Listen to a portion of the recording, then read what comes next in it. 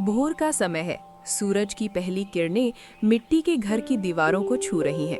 माधव अपने कंधे पर गमछा डाल रहा है और खेत पर जाने की तैयारी में है। उसके चेहरे पर एक ठहराव है, जैसे किसी गहरे घाव को उसने खामोशी से ओढ़ लिया हो। अरे ओ माधव, इतनी भी क्या जल्दी है बेटा? जरा 2 घड़ी रुक तो जा। खाली पेट मेहनत करेगा तो शरीर का पसीना सूख जाएगा। सुबह से शाम तक मिट्टी से माथा फोड़ना है, पहले थोड़ा कलेवा कर ले। देख, माँ की ममता का मान रख ले, फिर चला जाना। ठीक है माँ, जब आप इतने लाड़ से टोकती हो तो रुक ही जाता हूँ। वैसे भी सच कहूँ तो आपके हाथ की बनी रोटियों का स्वाद चखे बिना खेत की हरियाली भी मुझे फीकी ही लगती है। लाइए जल्दी से परोस दीजिए, वरना सूरज सिर पर चढ़ जाएगा। माधव जैसे ही निवाला मुंह के पास ले जाता है, दरवाजे पर जोर जोर से कुंडी खटखटाने की आवाज आती है। शारदा देवी हाथ पोंछते हुए दरवाजे की तरफ बढ़ती हैं। बाहर गांव की कमला खड़ी है, जिसके चेहरे पर बनावटी चमक है। अरे कमला, आज सूरज किस तरफ से निकला है? इतनी सुबह सुबह यहाँ खैरियत तो है ना? प्रणाम शारदा जी, बहुत बड़ी खुशखबरी लेकर आई हूँ। मेरे छोटे बेटे समीर का ब्याह तय हो गया है। 20 तारीख का लगन निकला है। आपको और आपके बेटे माधव को पूरे परिवार के साथ न्योता देने आई हूँ। हमारी खुशी में आपका शामिल होना बहुत जरूरी है। शारदा देवी खुश होती हैं, लेकिन तभी कमला की नजर माधव पर पड़ती है। कमला के चेहरे के भाव बदल जाते हैं और वो अपनी बात में जहर घोलने लगती है। अरे वाह, ये तो बहुत ही आनंद की बात है। सुबह सुबह तुमने मेरा दिन बना दिया। भगवान जोड़े को सदा खुश रखे। हम जरूर आएंगे। खुशी की बात तो है ही शारदा जी, पर एक बात कहूँ, बुरा मत मानिएगा। आखिर हम आपके अपने हैं। अब देखिए ना, समय हाथ से रेत की तरह फिसल रहा है। मेरे बच्चे के सिर पर तो सहरा सजने वाला है, पर आपका माधव कब तक यूं ही अकेले रोटियां तोड़ता रहेगा? आखिर दुनिया क्या कहेगी? कमला की बातें शहद में घुले जहर की तरह थी। वो माधव की ओर तिरछी नजर से देखती है और अपनी आवाज में बनावटी सहानुभूति भर लेती है। शारदा देवी के चेहरे की रौनक अचानक गायब हो जाती है। शारदा जी, मेरा समीर तो उम्र में आपके माधव से बहुत छोटा है, पर देखिए नसीब की बात, वो घर बसाने जा रहा है। आपने माधव के लिए ढिलाई क्यों बरती? अब और देर हुई तो ढलती उम्र देख कोई ढंग की कन्या हाथ नहीं आएगी। खैर, मुझे और भी घरों में पीले चावल देने हैं, मैं चलती हूँ। कमला के शब्द तीखे तीर बनकर दोनों के सीने में धस गए। शारदा देवी का गला रुंध गया और माधव की आंखों में उन पुराने जख्मों की टीस उभर आई जो उसने दुनिया से छिपा रखे थे। अपमान की कड़वाहट उसके गले तक आ गई। माधव की थाली में रखा निवाला वहीं रह गया। उसे वे सारे पल याद आने लगे जब उसे सरेआम ठुकराया गया था। वो बिना कुछ बोले अपना झोला उठाकर तेजी से बाहर निकलने लगा। उसकी खामोशी चीख रही थी। अरे माधव बेटा, बात तो सुन। ऐसे आधा खाना छोड़कर जाना शुभ नहीं होता। 2 निवाले और खा ले, फिर चले जाना। खाली पेट जाएगा तो मेरी ममता को दुख होगा। रुक जा मेरे लाल। माधव, भूख मर गई है माँ। आज मिट्टी का सीना चीर कर ही शांति मिलेगी। आप फिक्र मत करो, मैं शाम को जल्दी लौट आऊंगा। माधव गांव की पगडंडी से होते हुए नदी के किनारे वाले रास्ते पर बढ़ रहा था। नदी के बहते पानी का शोर उसके मन के भीतर चल रहे तूफान से टकरा रहा था। तभी बरगद के पेड़ के नीचे बैठे गांव के कुछ हम उम्र युवक उसे टोक देते हैं। अरे ओ माधव भाई, जरा इधर भी देख लिया करो। हर वक्त बस खेतों से ही रिश्ता निभाओगे क्या? हम जैसे पुराने साथियों के साथ 2 घड़ी बैठने का समय भी नहीं है तुम्हारे पास। लगता है तुमने हल को ही अपना जीवन साथी मान लिया है। अरे रहने दे भाई, इसे तो बस खेती की धुन सवार है। हम सबकी शादियां हुए बरस बीत गए, बच्चे स्कूल जाने लगे और ये जनाब अभी भी कुंवारेपन का रिकॉर्ड तोड़ रहे हैं। क्यों माधव, 11वीं बार सहरा सजाने का इरादा कब है? या फिर इस बार भी रिश्ता दरवाजे से ही लौट जाएगा?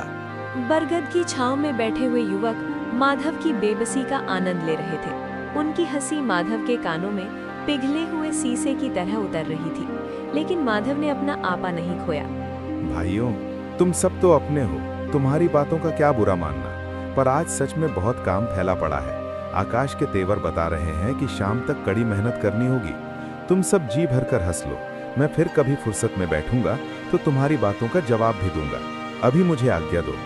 माधव बिना पीछे मुड़े पगडंडी पर आगे बढ़ गया। पीछे से आती कहकहों की आवाजें अब उसे और भी छोटा महसूस करा रही थी। वो मन ही मन ईश्वर से गुहार लगाने लगा। हे विधाता, आखिर मेरे सब्र की और कितनी परीक्षा बाकी है। एक तरफ ये रूखी जमीन फसल नहीं उगलती और दूसरी तरफ इन लोगों के जहरीले ताने सीना छलनी कर देते हैं। थक गया हूं मैं इस अकेलेपन और अपमान के बोझ को ढोते ढोते। क्या मेरी किस्मत में सिर्फ तिरस्कार ही लिखा है? दोपहर का समय है। गांव की औरतें एक पेड़ के नीचे बैठी हैं।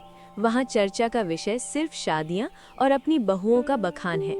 सुमित्रा, जो गांव की सबसे धनी और अहंकारी महिला है, अपनी साड़ी का पल्लू ठीक करते हुए इतरा रही है। अरे तुम सब क्या सुलेखा की बहू की तारीफ कर रही हो? मेरी बहू के सामने तो वो पानी भरेगी। मेरे समधी शहर के सबसे बड़े व्यापारी हैं। धन दौलत और रूप रंग में मेरी बहू जैसा इस पूरे इलाके में कोई नहीं है।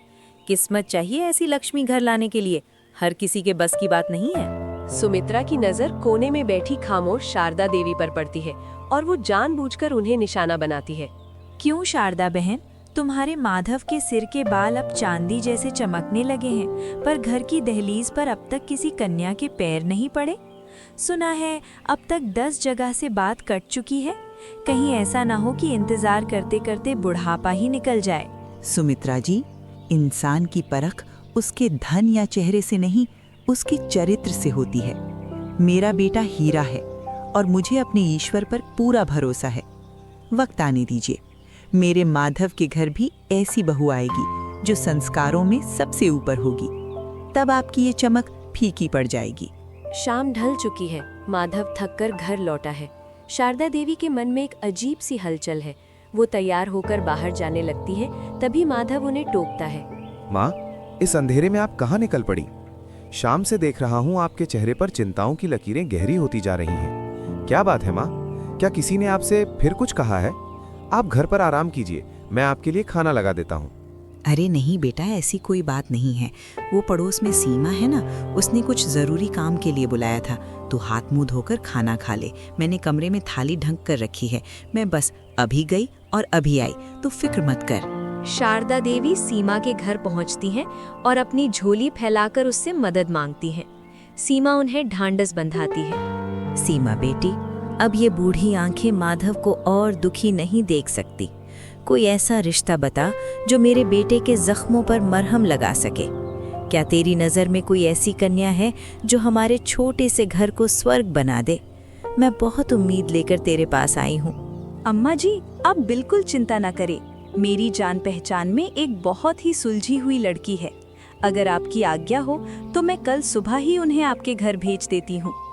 माधव भाई जैसे नेक इंसान को तो खुशियाँ मिलनी ही चाहिए। आप घर जाकर तैयारी कीजिए। घर लौटकर शारदा देवी माधव से अगले दिन खेत न जाने की जिद करती हैं। माधव उलझन में पड़ जाता है।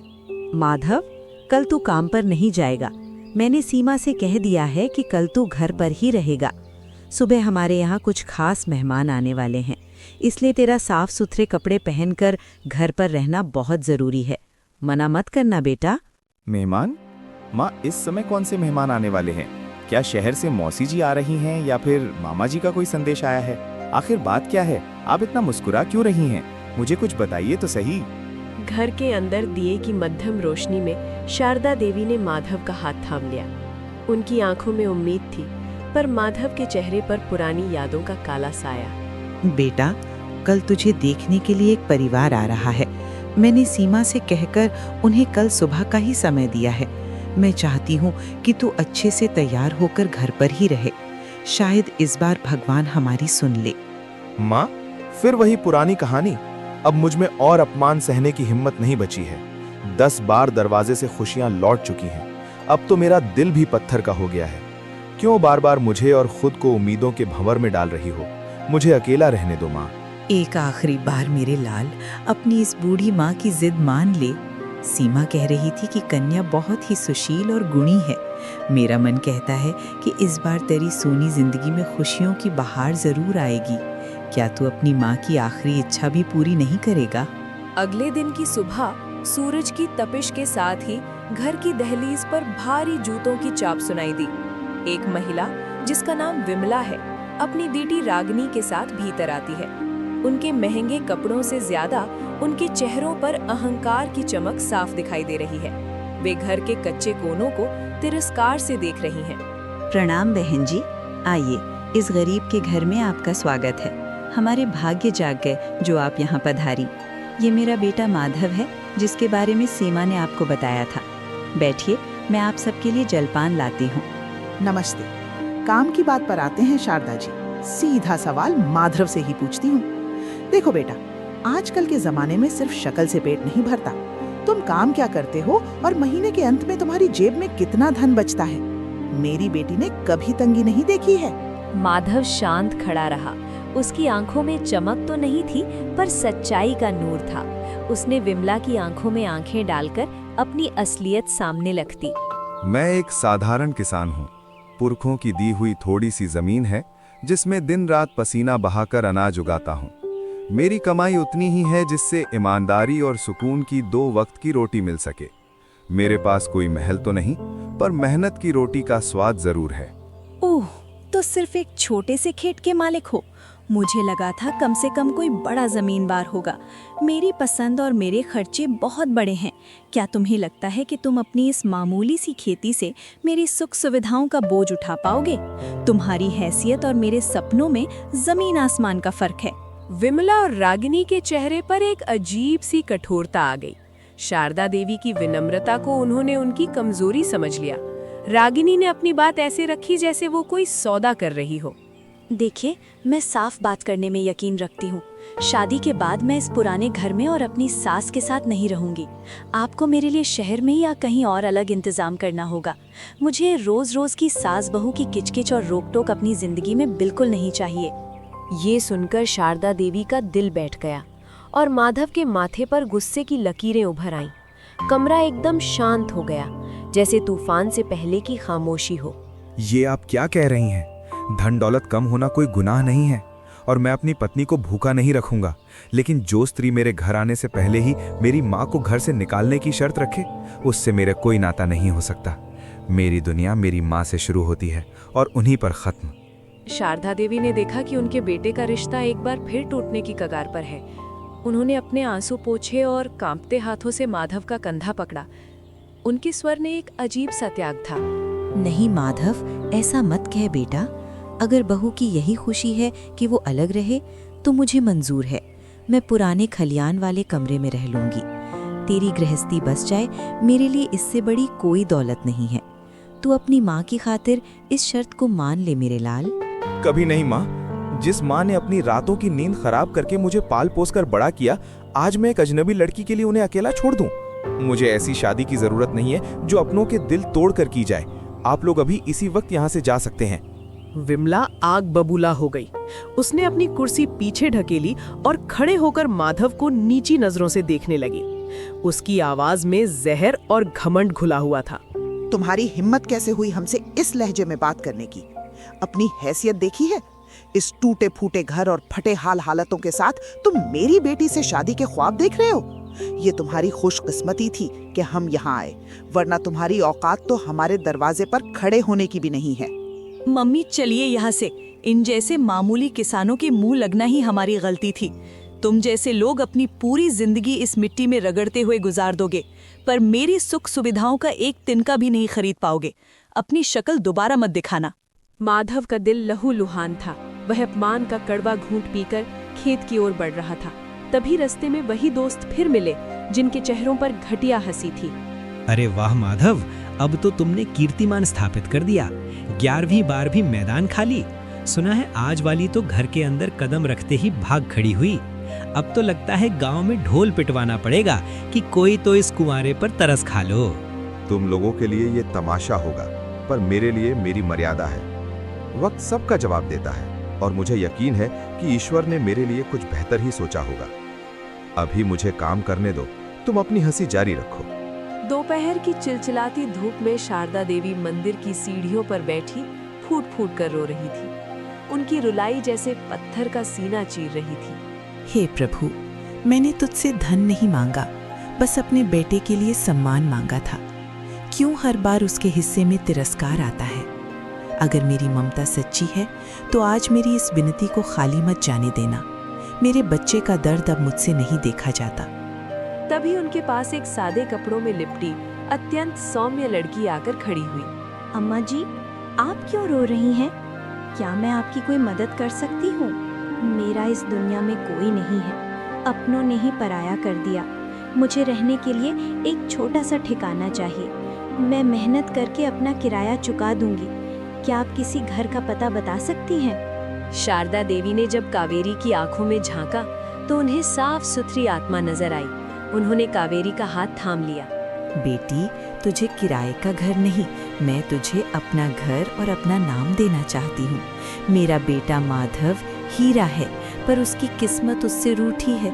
क्या तू इस बेसहारा माँ की बहू बनेगी? तुझे एक परिवार मिलेगा और मेरे बेटे को एक सच्चा साथी। बस एक बार उससे मिल ले। अम्मा जी, आपकी आंखों की सच्चाई बता रही है कि आप मुझे धोखा नहीं देंगी। जहाँ इतना अपनापन मिले वहाँ जाने से इनकार कैसा? मुझे मंजूर है, मैं आपके बेटे से मिलने को तैयार हूँ। सुनहरी फसलों के बीच माधव पसीना बहा रहा था। तभी उसने माँ को एक अजनबी लड़की के साथ आते देखा।